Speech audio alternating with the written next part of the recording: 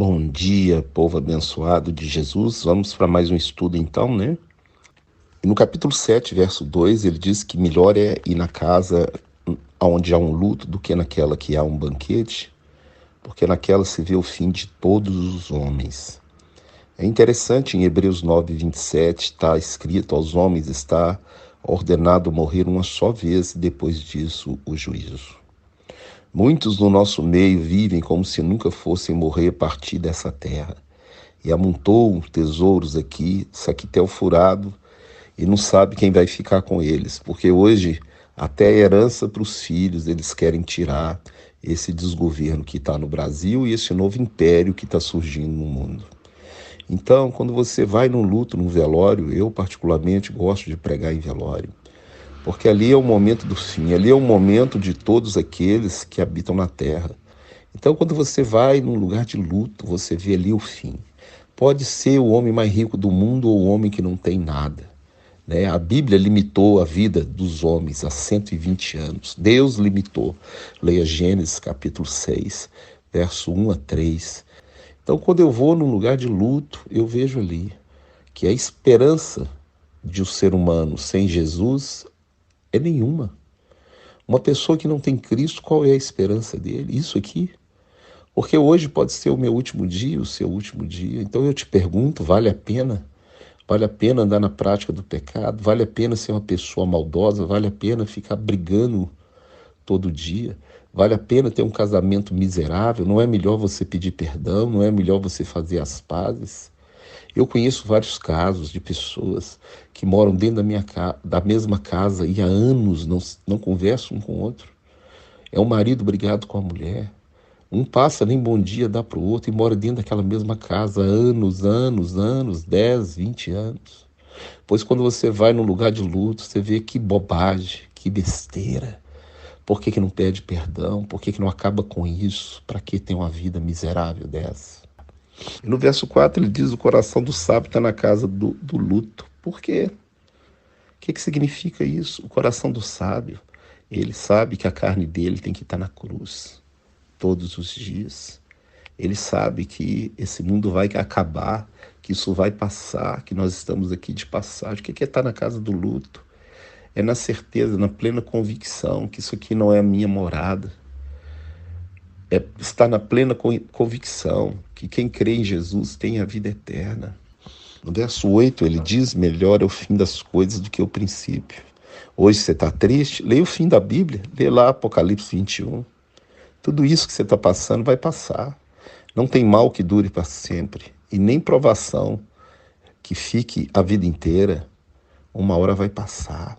Agora, tem desertos na nossa vida que quem faz somos nós mesmos. Deserto não é um lugar de morada, mas deserto é lugar de passagem obrigatória do crente. Quem nunca passou por um deserto não conhece a Deus, porque você só conhece a Deus é no deserto. Deserto com Deus é manancial, deserto com Deus você passa entendendo que todas as coisas cooperam para o seu bem. E ele diz que tudo ele viu debaixo do sol. Há justo que perece na sua justiça e perverso que prolonga os seus dias. É interessante que no Sermão do Monte, leia Mateus 5, 6 e 7, Jesus ele diz que o sol nasce sobre justos e injustos.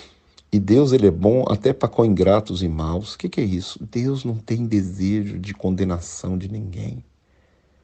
Deus não tem esse desejo. Ele quer que todos se convertam e cheguem ao pleno conhecimento da verdade. 1 Timóteo 2,4. E há justos que às vezes os dias são encurtados. Por quê? Porque Deus quer. Porque muitos justos vão morrer cedo. E muitos perversos vão prolongar a sua vida aqui. E também vão prolongar os seus dias no lago de fogo, porque passarão a eternidade no lago de fogo. Muitas vezes o deserto é para os seus olhos verem Deus. É quando a porta fecha para você. Tudo fecha para você.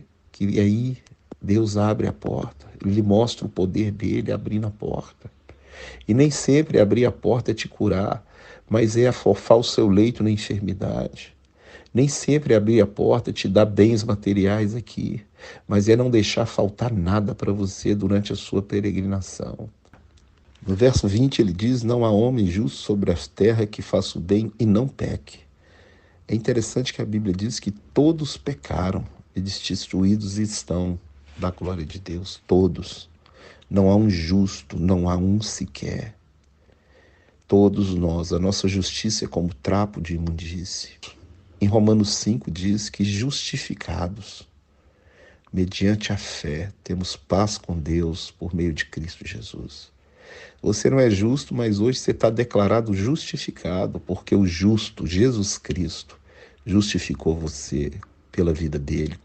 E no verso 29 ele diz: esse que Deus fez o homem reto, mas ele se meteu em muitas astúcias. É interessante que toda criança que nasce, nasce pura de coração. Mas chega um momento da vida dele que ele peca consciente e aí ele morre. Ele é separado de Deus. E aí tem que nascer de novo. Então Deus fez o homem reto e o homem se meteu em muita confusão. Ele escolheu pecar. No verso 11 do capítulo 8 ele fala: visto que não se executa sentença imediatamente sobre a má obra, a pessoa continua praticando a maldade. Ela acha que não vai ter punição. Muitos dentro da igreja que fazem maldade, muitos pastores malignos, ele acha que não vai ter punição. Ele continua com a sua arrogância, sua soberba. Ele continua a extorquir as ovelhas, porque ele acha que não vai haver punição. Então, como a sentença não é imediatamente executada, os homens têm prazer em praticar o mal, porque eles acham que vão ficar impunes. A Bíblia diz que todos nós teremos que comparecer diante do tribunal, mesmo que pareça demorado. No verso 13 ele diz que o perverso ele não vai bem não. Não vai. Aparentemente tem uma vidinha boa, mas paz ele não tem. Não tem. Porque a paz você não compra. A paz, mediante corrupção, você não vai ter. Você olha a cara desses políticos aí, parece que eles estão numa boa. Parece. O diabo não dá nada de graça para ninguém. Ele dá com uma mão e toma com duas. Ele toma na angústia, na depressão, no homicídio. E no capítulo 9 ele fala para aqueles que estão, para quem está vivo tem esperança, mas para quem morreu sem Jesus, rodou, acabou. Então pensa nisso. Hoje é o dia de você ser uma bênção, de levar o evangelho. Leia 2 Timóteo capítulo 4, verso 1, o apóstolo Paulo manda pregar, sendo oportuno ou não. Ama o pecador e abomina o pecado, porque enquanto há fôlego de vida, há esperança. Fala, depois que a pessoa morre, amor, ódio, esperança, inveja, isso já não existe mais, acabou. Deus iguala todo mundo na morte. Todo mundo é igualado na morte. No verso 8 ele diz: em todo tempo sejam alvas as suas vestes e nunca falte o óleo sobre a sua cabeça. É interessante, em Efésios 5, 24 em diante, fala que Deus veio buscar uma igreja pura, sem ruga e sem mácula, né? Lavada pela água da palavra, para não faltar o óleo na sua cabeça. Você tem que ser espremido. A carne milita contra o espírito contra a carne. E quando você espreme a sua carne, tem o óleo sobre a sua cabeça. Então que nunca falte o óleo sobre a sua cabeça. Fala tudo que vier à sua mão para sua fazer, faça. Enquanto você está vivo, faça. Não fique esperando, olhando o tempo passar sem fazer nada.